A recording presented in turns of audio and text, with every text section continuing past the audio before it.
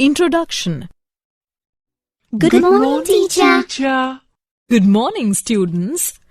Today we learn plant growth and development. Who will tell me what is growth in plants? Ma'am, increase in the size of the cell and elongation in them signifies the growth of plant. Very good, Suresh. Ma'am, can we measure the growth of plants? Good question, Rahul. Yes, we can. The growth of a plant can be measured by considering various factors such as nutrients availability, water availability, oxygen, etc. One more thing I would like to tell you that there are 5 plant growth regulators. They are auxins, gibberellins, cytokinins, ethylene and abscisic acid. Okay, now it's time to learn about plant growth and development.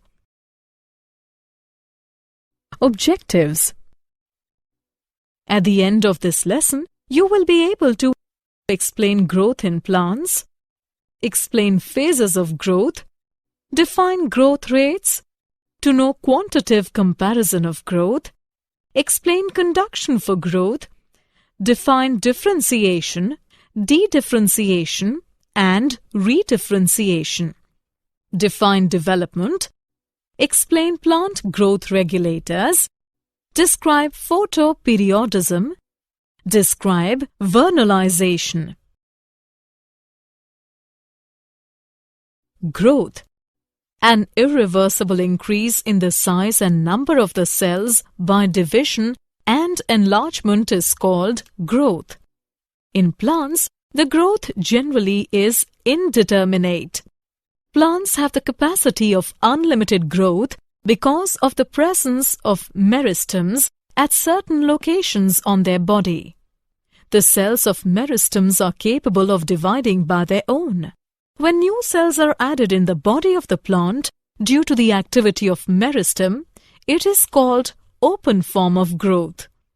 The root apical meristem and shoot apical meristem are primarily responsible for the elongation of the plant along its axis. In dicot plants, the lateral meristems, vascular cambium, and core cambium are responsible for secondary growth of the plants. Growth is measurable. Growth of the plants can be measured by various factors: increase in cell numbers, fresh weight, dry weight, size of the cell, etc. For example, watermelon cells can increase in size up to 350,000 times. Increase in surface area shows the growth of leaves. Phases of growth. The period of growth is divided into 3 phases: meristematic, elongation, and maturation. Meristematic phase. This phase has continuously dividing cells and is restricted to the apical meristems, both at the root and shoot tips. In this region, the cells are rich in protoplasm. They have large nuclei. Phase of elongation. The aim of this phase is enlargement of cells. Phase of maturation. In this phase, cells undergo maturation to accomplish their final size, shape, and structure. Growth rates. The increased growth per unit time is termed as growth rate.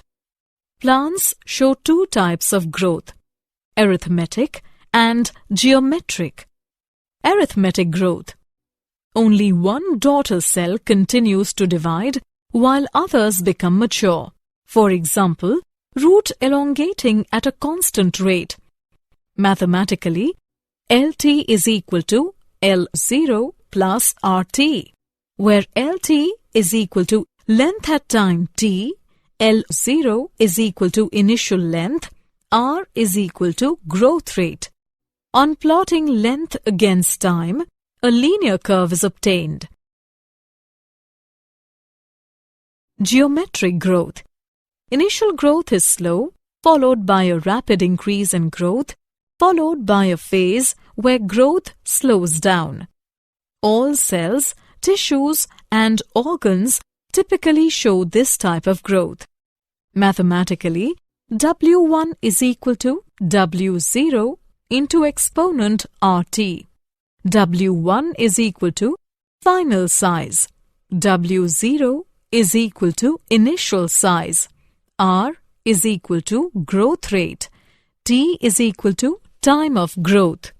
E is equal to base of natural algorithms.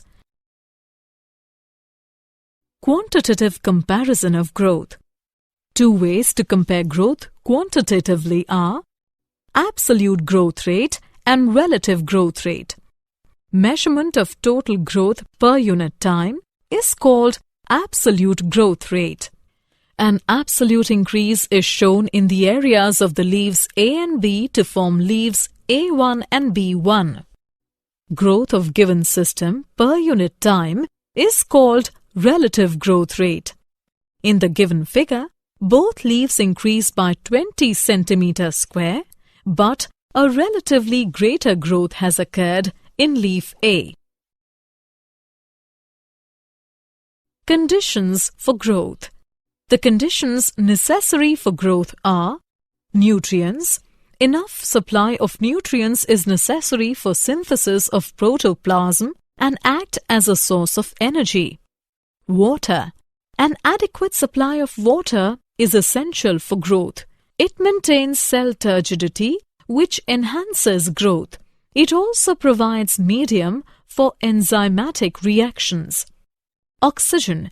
It is vital for respiration and for release of energy. Temperature. The most desired temperature for growth is called the optimum temperature, and it ranges from 28 degrees to 30 degrees Celsius. Temperature above 45 degrees Celsius coagulates and damages the protoplasm and stops growth.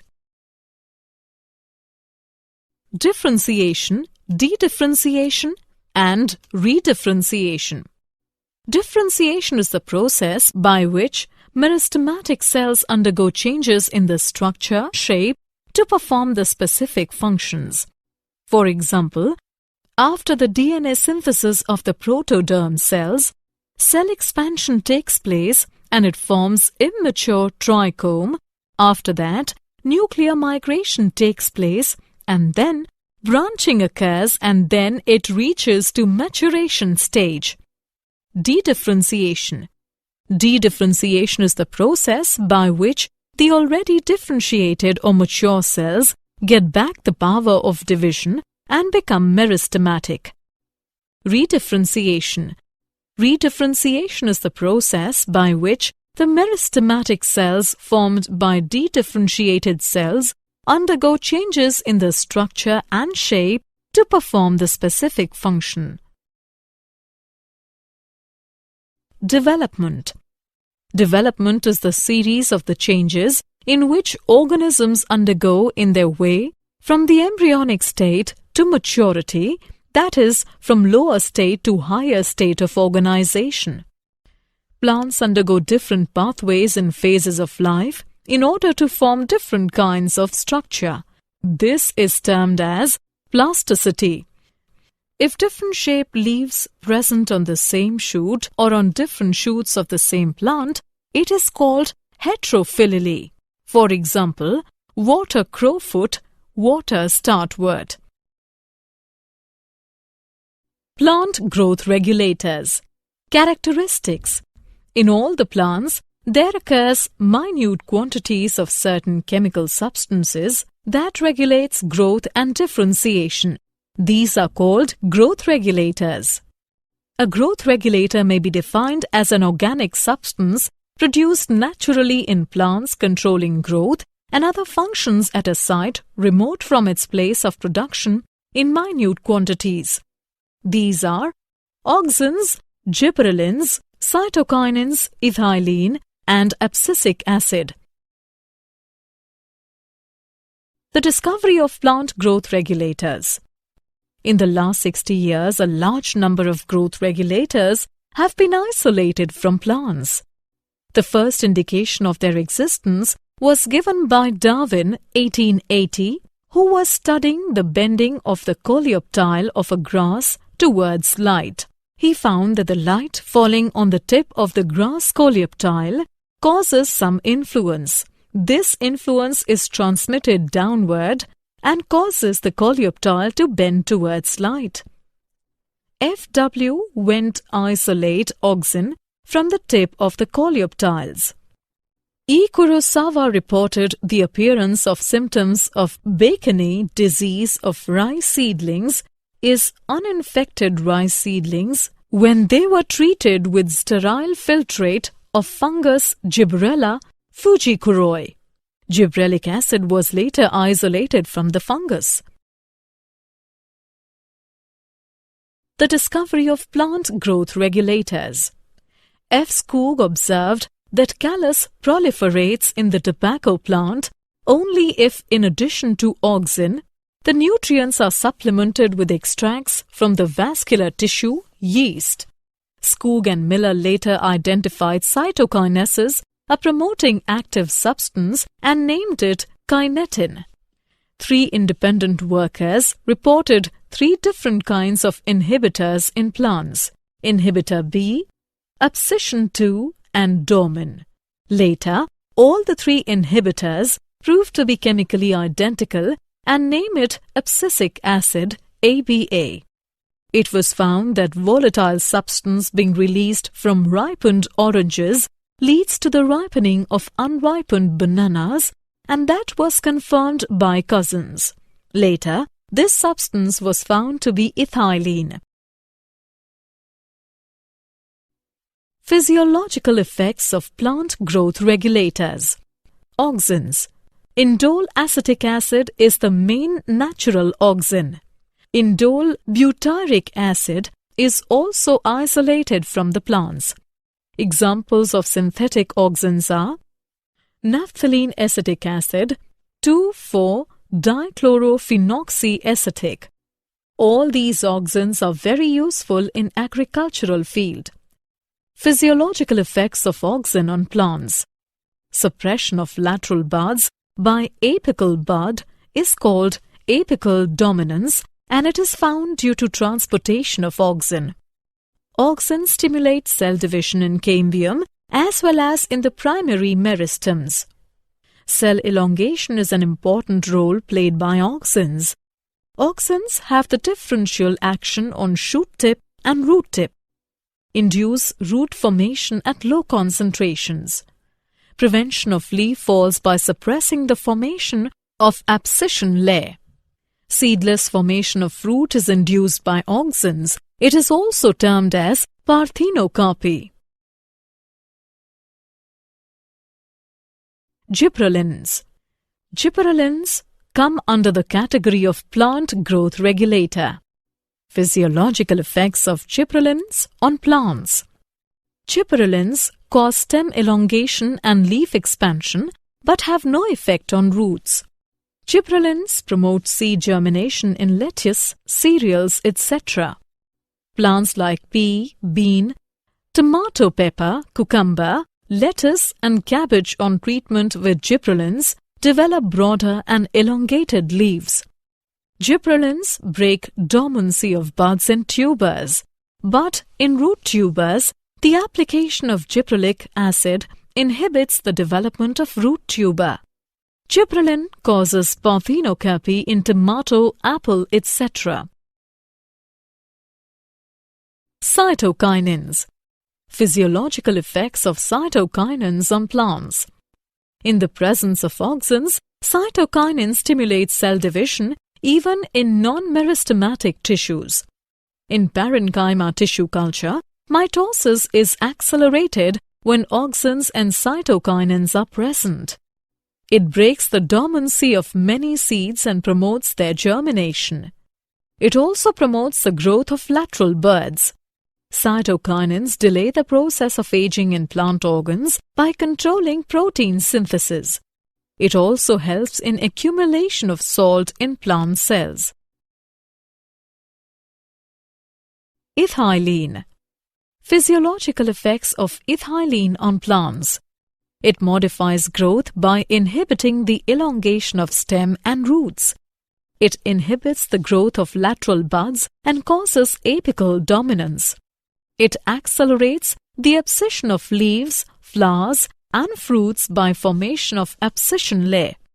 It retards flowering in most plants but induces flowering in pineapple, mango, and many other plants. It increases the number of female flowers and fruits in cucumber plants. Abscisic acid. Physiological effects of abscisic acid on plants. It acts as a stress hormone as it stimulates the closure of stomata. It inhibits shoot growth but does not have much effect on roots. It induces seeds to synthesize storage proteins. It also increases the tolerance of plants to different kinds of stress. It acts as antagonist to gibberellins. Photoperiodism.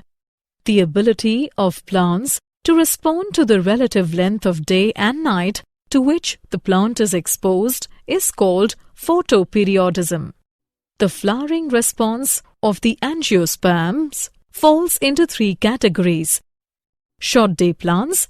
These plants initiate flowering when the length of the day becomes shorter than a certain critical length.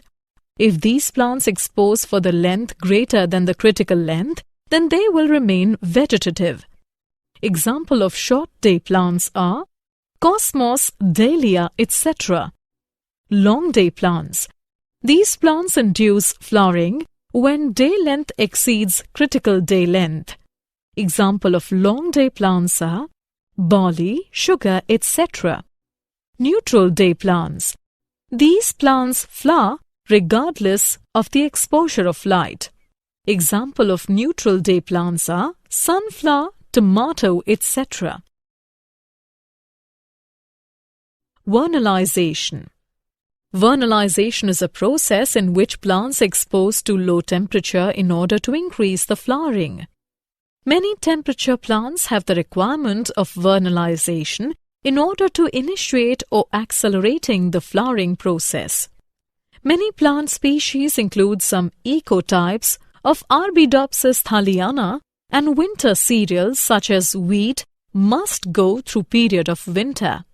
Many biennial species have the period of vernalization, which can vary in temperature. Did you know? Lateral root develops from pericycle. GA3 induces the mRNA synthesis for alpha amylase enzymes in allurone cells. Summary. Let's summarize what we have learned.